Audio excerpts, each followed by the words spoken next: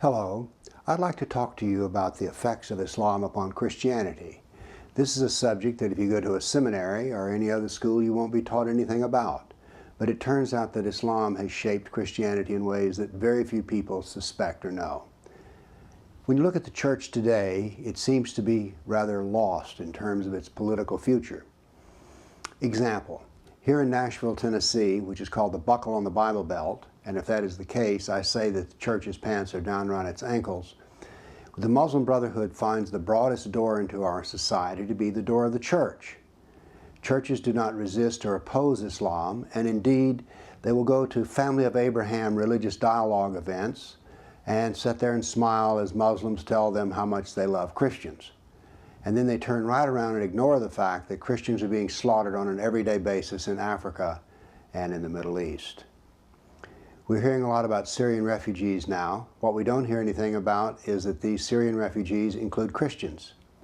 So there's no political pressure in America to bring persecuted Christians to America, only the Muslims. Now the Muslims are very equipped for this political pressure because they operate as a unit. The 57 members of the OIC, the Organization of Islamic Cooperation, are the ones who determine who comes to America. Now, so the Muslims pick and choose who comes to America, and the churches sit around and smile. Why is this? Well, it turns out there's some reasons, some very ancient reasons that go back to the very beginning of Islam.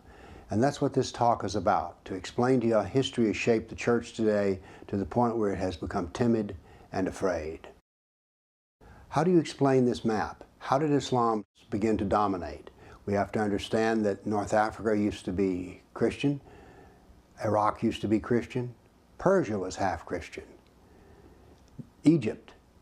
So all of these countries used to be Christian and more, and yet they're not today. How did this happen? Precisely what had to happen for this to take place. This is what we're going to learn in this lecture, because it is the creation of the Islamic lands that is what drives the church today to be what it is, timid, ignorant, and unwilling to learn. Now you've heard it said that the Roman Empire collapsed because of the German tribes that invaded, and then somehow or another classical civilization just began to disappear. But we can see here at this time, the Rome has collapsed, but that the Byzantine Empire, which is centered in Constantinople and today what we call Turkey, was pulling together a political empire again. This is a map that shows the conquest of Islam 25 years after the death of Muhammad. In the next slide, slide 5, we can once again see the heavy inroads that Islam is making into what was formerly a Christian world. Here we see in this slide how much happened in 100 years. This is an amazing conquest. Let's examine it in a little more detail. This whole talk is based upon recent archaeological work, and in particular a book about the rise of the European economy, in which archaeology is used to bring together history. This is archaeology of beneath the waters of the Mediterranean, archaeology on the land surrounding the Mediterranean, but then also another peculiar kind of archaeology, which is the translation of old documents. So they've been put in a database format. It was this that intrigued me when I read this book, and so I put together, not from the appendix, it had a lot of battles which I'd never heard of, so this was the first part of my battle list.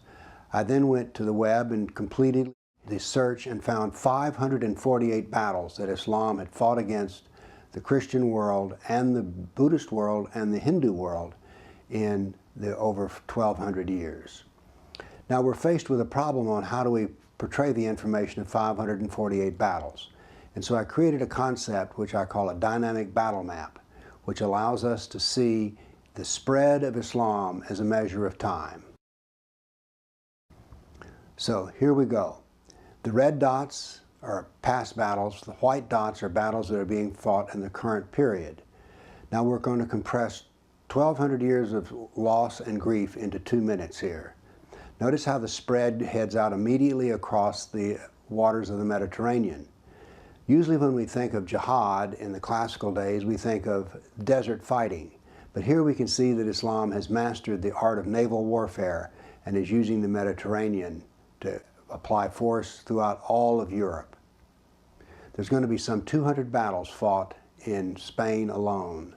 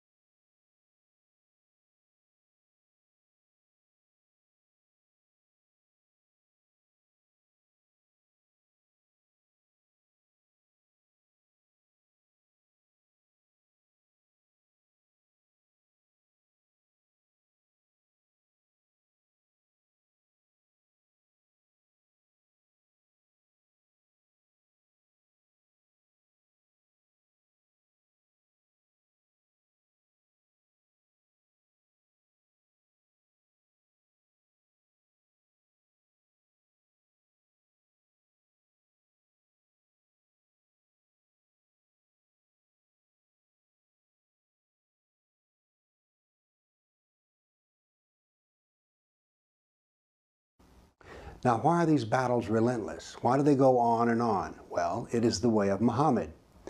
In the last 9 years of his life, Muhammad was involved in 100 different jihad events, and we can see how this constant ongoing jihad was part of the effort that brought down classical civilization.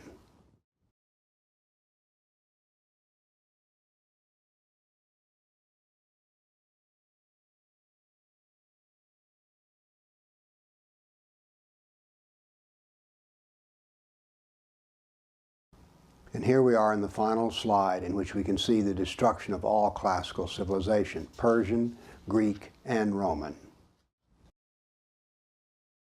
Now then, this dynamic battle map has showed you the quantity of warfare, but now then I would like to give you the quality of warfare. So here's what we're going to do. I've put together slides which contain, as it were, the newspaper headlines. Of course, there were no newspapers then, but we can think of them as the headlines in the media of the day.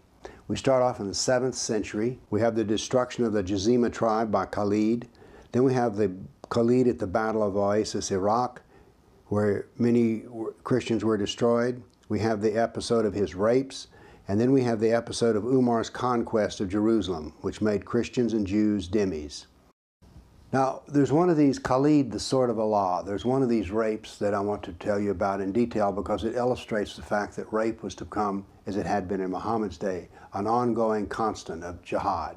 After the battle, the chieftain of the losing side was brought in front of Khalid and his head was cut off, and the blood was allowed to soak into the ground.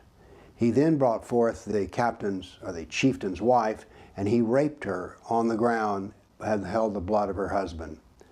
Now before this, there had been at the Battle of Oasis that Khalid brought forth every defeated and captured soldier, put him in a dry stream bed, and cut off their heads. It was said they cut off heads until blood actually ran down the dry stream bed. Here Islam has turned to the east, and there's an attack on Hindustan. 26,000 Hindus are slaughtered. In Armenia, the nobles are herded into a church and burned, and in Ephesus, 7,000 Greeks were enslaved. Now you will notice here that this slide says Golden Age. Keep up with this, because as you will see, the Golden Age was not so golden. Indeed, it was marked by the fact that Kafirs, non-Muslims, suffered in an ongoing way. The 9th century Golden Age. The Caliph ordered all new churches destroyed. In Amorium, there were massive enslavement of Greeks. And then, in the 9th century, under the Golden Age, the Egyptian Christians, the Copts, revolted over the jizya. Now, the jizya was the dhimmi tax. Now, Muslims actually have the gall to say that the Christians were delighted when they invaded Egypt. But isn't it odd that these same people who are so delighted are now having a riot over the payment of excessive taxation? 10th century, it's still the Golden Age. In Thessalonica, 22,000 Christians are enslaved. In Seville, Spain, Christians are massacred. 30,000 churches are destroyed in Egypt and Syria. In the 11th century, and we're still in the Golden Age, 6,000 Jews in Morocco are killed, hundreds of Jews in Cordoba are killed, 4,000 Jews of Granada are killed, and in Georgia and Armenia they were invaded. In Hindustan, 15,000 were killed with 500,000 enslaved. Now notice this is still in the Golden Age. Moving to the next century, in Yemen, Jews are offered conversion or death. The Christians of Granada were deported to Morocco, and in India, many cities were destroyed and they were offered convert or die. In one town alone, 20,000 Hindus are enslaved. 13th century, still the Golden Age. In India, 50,000 Hindu slaves are freed by conversion. These men, these Hindus, were able to gather their freedom only by converting to Islam first. You see, the slavery was a benefit to Islam because not only could they work you and get your labor, but if you wanted to be freed, the only way to be freed as a slave was to become a Muslim. So slavery was excellent for converting Kafirs to Muslim. Buddhist monks were butchered. Nuns were raped in what we now call Afghanistan. In Damascus and Safed, there was Christian mass murder, and the Jews of Marrakesh were massacred. In Tabriz, there was forced conversion of Jews. Now then, in the 14th century, and we're still in the Golden Age, Cairo riots, once again, the poor Copts, churches are burned, the Jews of Tabriz are forced to convert. Tamerlane in India kills as many as 90,000 in one day, and in India, 30,000 were massacred in cold blood, and Tuluk took 180,000 slaves. Now this is the 14th century and still the Golden Age. Notice how the Kafirs are treated. And when I keep bringing up this Golden Age, remember, we're told endlessly that the Golden Age was the high point of all human civilization. Not so golden, really, eh? Tamerlane in India devastates 700 villages. Tamerlane annihilated Nestorian and Jacobite Christians, and after 700 years of attacks, Islam captures and destroys Constantinople. Now, we're beginning to see here one of the effects of Islam. You've probably never heard of the Nestorian Church, nor have you heard of the Jacobite Church. Yet these were ancient churches in the Middle East, and they were now annihilated and destroyed by Islam. Islam is going to totally change Christianity. 17th century. The Jews of Yemen and Persia are forced to convert. Forced conversions of Greek Christians to Islam, and in Persia the Zoroastrian persecution is increased, and in India 600,000 Hindus are killed by Aurangzeb. Now before we move on to the 18th century, I want to mention to you about Zoroastrianism. Zoroastrianism is a culture and a religion that has never gotten a fair shake in history, but it is about to be destroyed and annihilated within Persia. In the 18th century, Zoroastrian persecution was intense. The Jews of Jeddah and Arabia were expelled, the Jews of Morocco were massacred, and the Hindu persecution continues. Forced conversion of Jews in Iran, this is in the 19th century. Jews of Baghdad are massacred. Nearly 250,000 Armenian Christians are slaughtered in Turkey. This is in the 19th century. And now then the Zoroastrians are completely annihilated. And now we come to the 20th century, the century in which I was born, in which there are 1 million Armenians who are going to be killed. How many Christians know about this? How many Christians know about the details of exactly how this happened? It was torturous death. Christians murdered simply because they were Christian.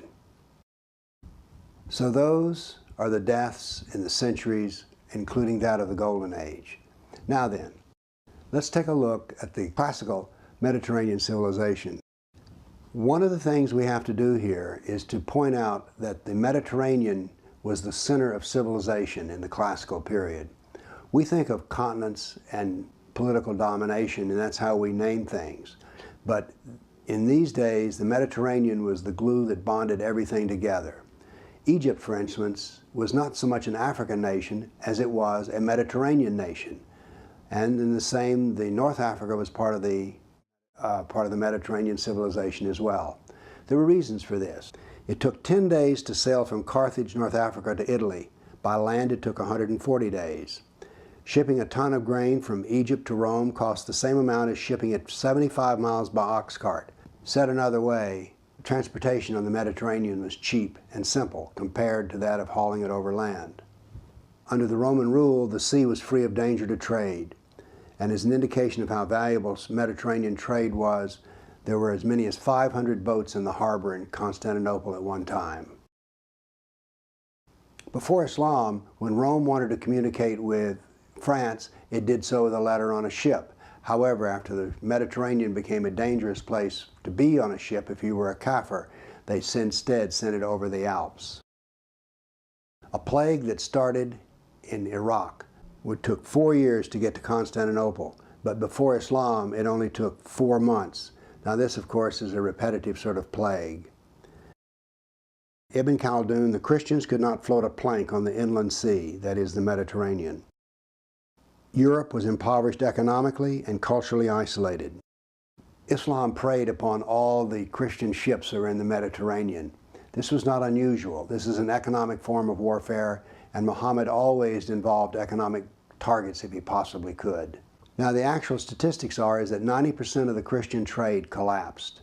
I want you to imagine the city you're living in and that the trucks and trains and planes that come in are reduced by 90% so that you have only 10% of the traffic. What would happen to the economy in your area? Well, of course, it would collapse. We've all heard of the Dark Ages, and they're sort of mysterious as to why they existed. It's just sort of like Europeans suddenly lost the ability to read and write.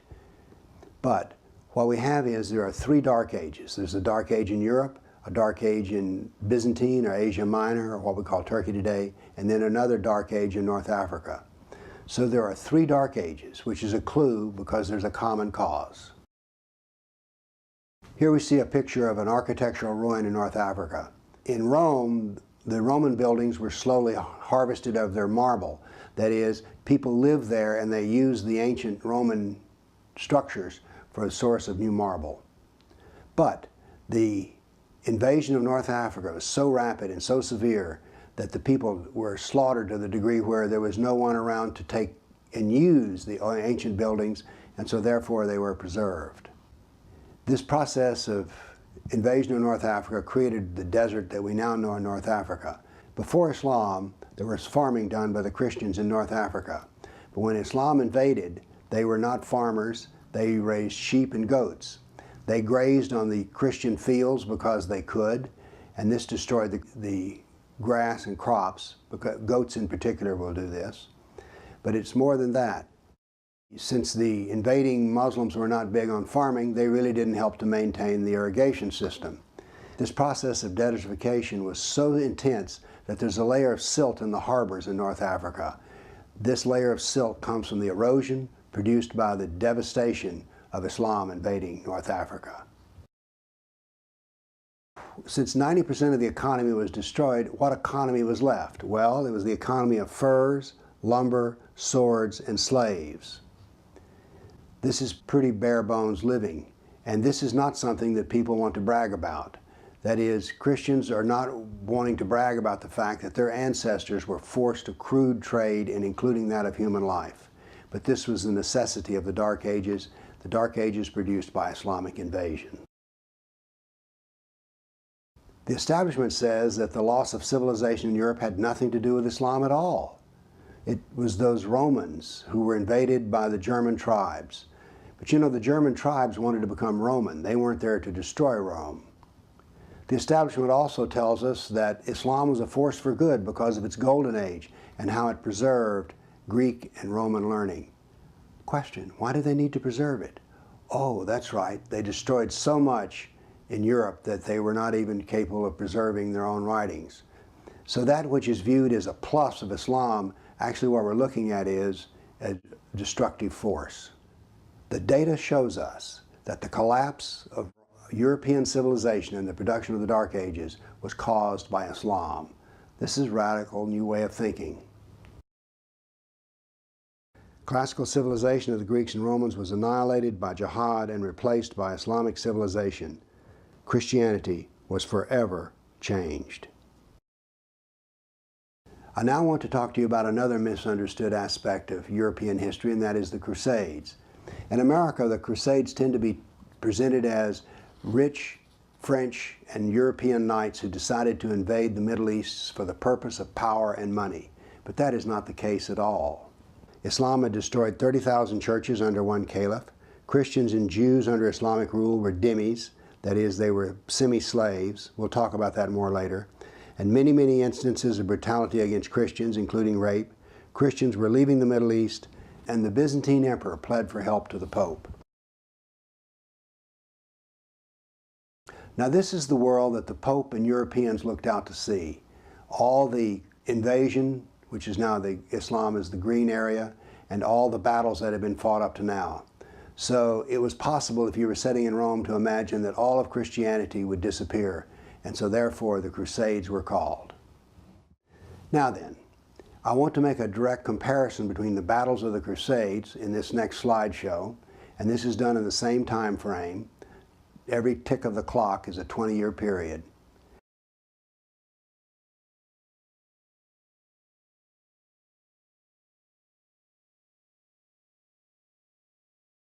And what we can see is that when we compare the battles of jihad against the battles of the Crusades, there's hardly any comparison at all. The Crusades were defensive and lasted 300 years, and they ended 800 years ago.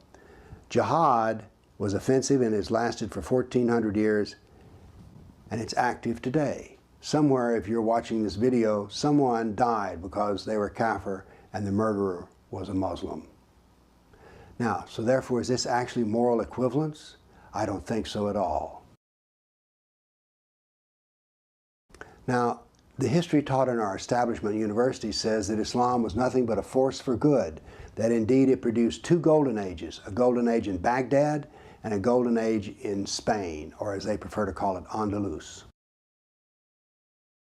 Here, let's take a look in this dynamic battle map of what is happening to Spain, which was a Christian nation. First off, you need to know that there were roughly 200 battles fought in Spain, and these were all defensive because the Muslims had invaded in the year 711. So, how golden is this? Not so much, I think. At least that much warfare. The other thing you have to ask yourself the question is, if being under the rule of Muslims in Spain was so wonderful, why is it that the Christians fought for 700 years to throw them out? Just ask yourself that question. Could it have been that good?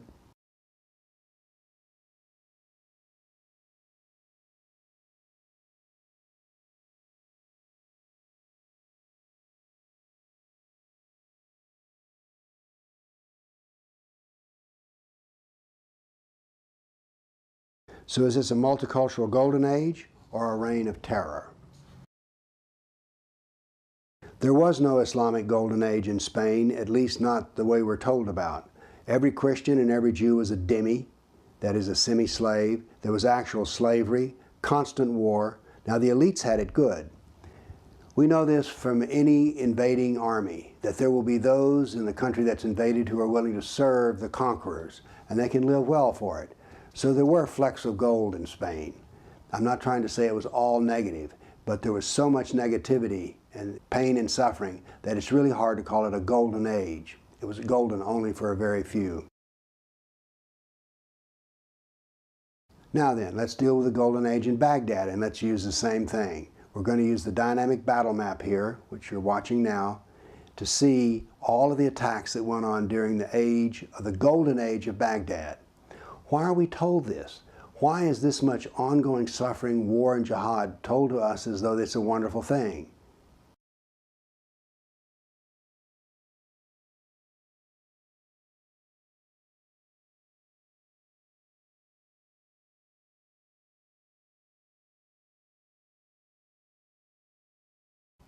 And by the way, notice that most of this is directed to the Christians.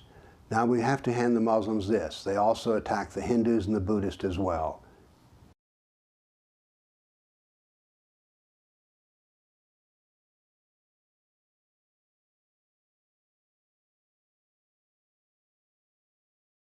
The Golden Age of Baghdad. Christians and Jews were semi-slaves. Christian women were used as sex slaves. As a scientist, I'm telling you this was a disaster. Islamic philosophy denied the existence of physical laws and cause and effect.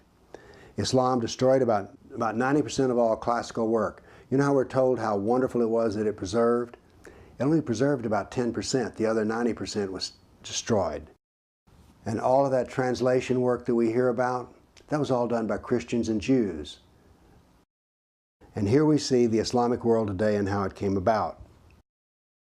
The dynamic battle map only went to the year 1922, but jihad did not stop in 1922. This information is a database found on the religionofpeace.com, And I've taken and done quite a bit of work with it to bring out how these, how many thousand is this? 19,000 jihad attacks since 9/11/2001. You can see they're scattered all over the world, but you can see where they're centered. The closer you are to the Middle East, the more you are to have to suffer. Here we have a plot of jihad attacks versus time, and we notice it ebbs and flows. But there's something of interest here. Notice that there's about twice as many jihad attacks against other Muslims as there are against Christians, Buddhists, Jews, and atheists. Now, why is this? Well, you see there's two kinds of jihad. There's jihad against the kafir, and then there's jihad of purification. When the first caliph came about, Abu Bakr, the first thing he did was to declare war against the apostates, the people who wanted to leave Islam. Or they were hypocrites. They were not strong Muslims. So therefore, there's a kind of jihad which I call the jihad of purification, and that's what we're seeing here. So for every kafir that dies, 2 Muslims have died ever since 9/11. We can see that jihad is relentless. It's against kafirs and impure Muslims, and jihad will adapt, but it will always be there. So I took the top 4 countries and plotted them up here. They're Israel, India, Thailand, and the Philippines. But, although these were the top 4 countries, we need to go to the next slide to see the jihad attacks per 100 people. This means that we can compare India to Israel. But notice here what we find. We find that we have Jews, Buddhists, Christians, and Hindus who are all being attacked. Therefore, the jihad is not just against the Christians, but against all religions. Now, by the way, there's bad news for people who are secularist or atheist and think, well, we're not involved in all this business of jihad. Well, it turns out the doctrine of jihad is harder on the atheists than it is on Christians or Jews. So much for that. The religion of peace, which, by the way, seems to be a term coined by George Bush. All of this data, 548 battles, 19,000 jihad attacks, all follows the doctrine of jihad. I've counted in the 1400 years of Islam that there are 12 decades in 1400 years that are jihad-free. Said another way, we could say that Islam is 91% violence and 9% peace. So if you say Islam is a religion of peace, as George Bush did, you get a score of 9. Now, if you're in my class, and I was a college professor, if you make 9 on a quiz that's 100 points, you fail. So George Bush, you fail. Islam is not the religion of peace. Well, or at least it's 91% wrong. Constant violence is normal. Why is this? We see that all of Islam is founded on Quran, Sirah, Hadith. Now, the Quran everyone has heard about, even if they haven't read it. The Sirah is the biography of Muhammad, and the Hadith are his traditions. Muhammad is important because 91 verses in the Quran say that every Muslim is to imitate Muhammad in every detail. So therefore, the biography and words of Muhammad are all sacred text. What we can see here is that Islam is this much Allah, 14%, and this much Muhammad, 86%. So this is the doctrine of Islam, these 3 books. We see here the amount of text devoted to the kafir. Basically 51% of the doctrine of Islam is concerned with the kafir. What this means is Islam is primarily a political ideology, not a religion. Here's how much is devoted to the concept of jihad. And we can see that all 3 texts, Quran, Sirah, and Hadith, all address jihad, and by quite a bit.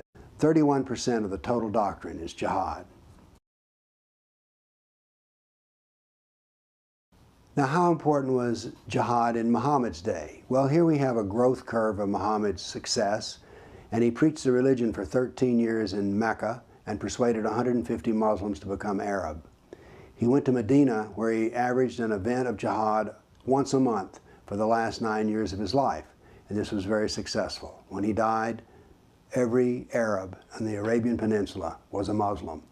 So what we see here was religion of Islam was not successful, but jihad was overwhelmingly successful.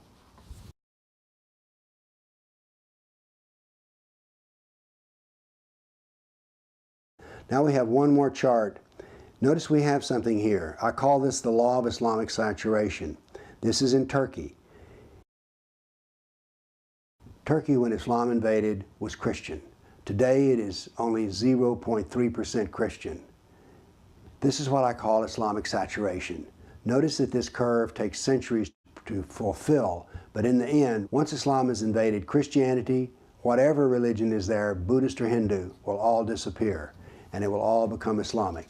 It just takes time, it takes centuries, but it always ends this way. It's interesting, but I'm the first person who's ever asked this question. How many people died in the jihad over 1,400 years? Well, these figures are approximate, but we can see here in this table I call the tiers of jihad, we have 60 million Christians, 80 million Hindus, 10 million Buddhists, and 120 million Africans. And this does not include the Zoroastrians. This is what I call the tiers of jihad. Now, why is it that Christians don't teach themselves that 60 million of them died under jihad? Why is this information almost forbidden to be known? I say that doctrine drives history, and that history shows the true nature of political Islam. Political Islam is the enemy of all Kafir civilizations, and that political Islam is permanent and unchanging. There are three great pivots to Christianity in which massive changes took place. Once it became a Roman religion, then we have the invasion of Islam, and then we have the Protestant Reformation in Europe. These are the three great pivots. Unfortunately, Islam is not taught that I know of in any school as being one of the great changers of Christianity. Islam subjugated the very heart of Christianity, the Holy Land, and they annihilated different forms of Christianity. Islam annihilated central government by jihad. This meant that the Catholic Church was the only European organization left to educate and administrate across borders. Islam produced a politicized Catholic Church. This, once again, is not very well recognized. Now let's see some other changes that Islam brought about. In the year 632, Islam had no images. A century later, the Greek Orthodox Church stopped the use of icons after repeated losses to Islam. The reasoning went like this: we're losing, we're doing something wrong, the Muslims forbid images, we'll forbid images too to see if that will help us. Witches and demons, early 11th century. Europeans went to Islamic Spain and studied sorcery, alchemy, and astrological texts. They became familiar with the Hadith. In 1487, the Catholic Church issues the doctrine of the witch's hammer. So where did the Christians learn about witchcraft and all of these things? Well, they learned it from the Muslims in Spain. Now then, mass killing of Jews. In the year 624, there was mass murder of Jews by Muhammad. In 1011, mass murder in Cordoba by Islam. In 1033, mass murder in Fez by Islam. And then after that, 1096, there was mass murder in Germany by Christians. Notice that I'm saying here that some very bad things that happened, their initial impetus was found in that of Islam. The doctrine of war. In the year 623, the jihad doctrine came about in Medina. In the year 650, Christians introduced holy war ideas, but it was not until the year 1063 that the Catholic doctrine of holy war was finalized. In the early 7th century, apostasy and heresy were made capital crimes in Islam. In the early 12th century, apostasy and heresy became capital crimes in Christianity. Then we have the Inquisition. The first Islamic Inquisition was in the early 12th century. The Catholic Inquisition was in the late 12th century. What I'm saying here is that Islam influenced a greatly battered church in Europe. Now, let's see Islam in America today. Here in Nashville, Tennessee, liberal Christians love to go to Family of Abraham dialogues, in which they are told that Muslims, Christians, and Jews are all members of the family of Abraham, and they're all basically brothers and sisters. We find that there's professional ignorance by church leaders. You cannot imagine how ignorant Christians are about the doctrine of Islam here in Nashville. And by the way, they'll do everything they can to praise Islam. We have the movement of Chrislam, in which there are now Bibles being produced in which nothing that would offend Islam is being published. That is, there are Christians who are willing to Islamicize the church and then declare happiness and peace. You'll find Christians who will actually say, well, Christians and Muslims all worship the same God. Really? Anyone who's read the Quran who could say that? Well, of course, they've not really read the Quran. Either that or they're cowards and know the truth and are not willing to speak it. The establishment Christians are apologists. If it's at a university, they don't teach the truth of the destruction of the church by Islam. ISNA is the Muslim Brotherhood organization. These are partners with ISNA. You can read them here: Evangelical Lutheran Church, Presbyterian Church USA, Union for Reform Judaism, U.S. Conference of Catholic Bishops, United Methodist Church, and Unitarian Universalist Association. This comes from ISNA's website. What about our own intellectual history? Slide 76. For 1400 years we never used Muslim or Islam. They're called Arabs, Turks, Moors, Al-Qaeda, Asian, or Saracen, but never Muslim. The other thing that's odd about our intellectual history is there's no common knowledge.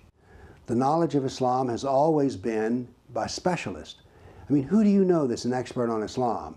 And yet I'll bet you know some who's a professional accountant, surgeon, dentist, lawyer. But how come we don't know anyone who really knows about Islam? Have you noticed how little there is to be known amongst people? For 1400 years we've refused to study Islam. Why don't our schools teach Muhammad and the history of jihad? How come Islam is always portrayed as the wonderful golden age of Islam, which preserved all learning and was the high point of civilization? Why is this? Why have we remained ignorant, and why are we still suffering? Now, the modern denial is, well, PC sensitivity, and people are afraid of being called a bigot, and then there are those who are just afraid of being harmed. Well, let's say we accept those as true. What about the previous 1300 years? There was no political correctness then. But we are no more critical of Islam today than we were yesterday. So why is this? My wife and I used to talk about this, and one night I said, you know, the church has become like an abused wife. And my wife went in and did some research and came up with the YWCA Handbook of Rape and Sexual Abuse. It's a counseling handbook. And we went through all the points, and notice how well these display the mind of the Christian today. The traumatized mind. Kafirs accept violence and threats from Islam without protest. We deny the suffering caused by political Islam and accept political Sharia. Violent molestation causes denial. The victim denies the attacks. The media reports very little about jihad and never connects the dots, and the churches deny the suffering of Christians. To me, this is one of the most tragic. Fear is the tool that the abuser uses to control the victims. Today, we're always afraid about what Islam will do, and this particular slide was put together when there was an amateur video made, and it created a riot in North Africa. Guilt. The victim finds a way to blame himself or herself. This manifests in the form of, well, we just haven't treated the Muslims well enough. If we'll treat them well, they'll be kind and generous to us. Branded. The victim does not want others to find out. What church today brags about the fact that Christian women have been made sex slaves? None. We cover up the damage done by Islam in order not to face it. The victim feels shamed and the abuse is hard to talk about. Well, how much do Christians want to talk about this dreadful slaughter over the centuries? Well, not at all, actually. Anger. The anger turns inward. Have you noticed since 9/11 here in America how politics has become personally vicious? People no longer talk about so much about ideas, but assassinate character. And this is what is done, for instance, for me. No one says that I'm wrong, they just say I'm a bigot and a hater and Islamophobe. American politics has been changed by the introduction of Islam. Now we have powerlessness. Things will not get better. pessimism about Islam prevails. How many times have you heard people say negative things that are pessimistic about Islam? Well, we can't do anything about it. Now let's look at the abuser. Denial. The abuser denies the abuse. For instance, Turkey absolutely denies the Armenian genocide. Inadequacy. Abusers are arrogant and overly self-confident. Trust me with this one. If you deal with Muslims, you'll discover that Islam is perfect. It is never wrong. It has never made a single mistake. Everything with Islam is just hunky-dory and fabulous. Domination. While the very word Islam means submission, and the abuser expects submission on the part of the abused, the kafir. For instance, when the Muslims went to the auditoriums at Georgetown University and told them that they didn't like the crosses in the auditorium, they expected Georgetown to do exactly what it did, which was to take them down and to cover them up. They expect it because that's what they're used to getting. Christians just don't push back against Muslims, so anything they ask to do, it happens. Manipulation. The abuser wants to make the victim feel guilty. Notice after every jihad attack, the Muslims say, oh, we're concerned about blowback. Oh, we're concerned now about people hating Muslims because Muslims have killed them. Really? After 1,400 years of jihad, brutality, enslavement, theft, deception, rape, annihilation, and insults, the kafir mind and the mind of the Christian has become identical with that of an abused victim. This has to change, or Christianity will be completely annihilated. You don't think so? Well, what happened to Christianity in Iraq? What happened to Christianity in North Africa? What happened to Christianity in Turkey? It'll all go. The plan is underway. Islam is here. Conclusion. Christians must face their shameful, brutal, degrading history under Islam. We must face our fears. Some things have to change. One of these is Christians must learn to stand up for the persecuted Christians. Right now we're getting Muslims to come to America who are, they say, refugees from Syria. Where are the Christians? Why are we bringing in Muslims before we do Christians? Well, I'll tell you why. Because the churches don't raise a stink about it. Every candidate who runs for office, whether it's dog catcher or president, needs to be asked, what are you going to do about keeping the persecuted Christians out of America? We seem to have a home for every Muslim who wants to come here. When will we find a home for the persecuted church? This has to change. Something else that churches have to do. Some Christians who are not predisposed towards acquiescing to Islam need to go to events like Family of Abraham events and stand up and ask difficult questions of the Muslims.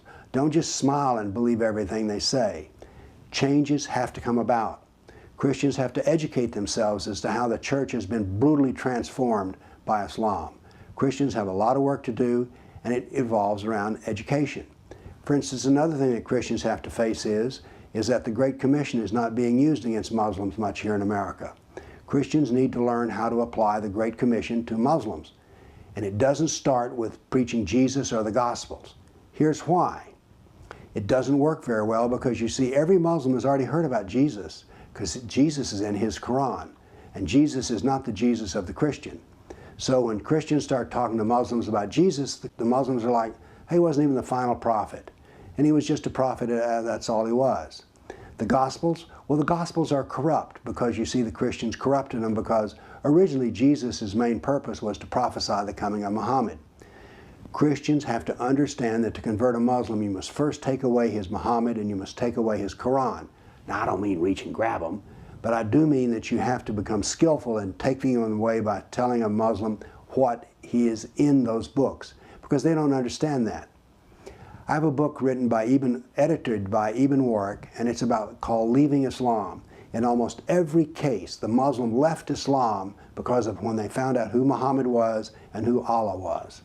So the churches have a lot of work to do, and if they're to become skillful, they have to master the knowledge of the Quran, the Sirah, and the Hadith.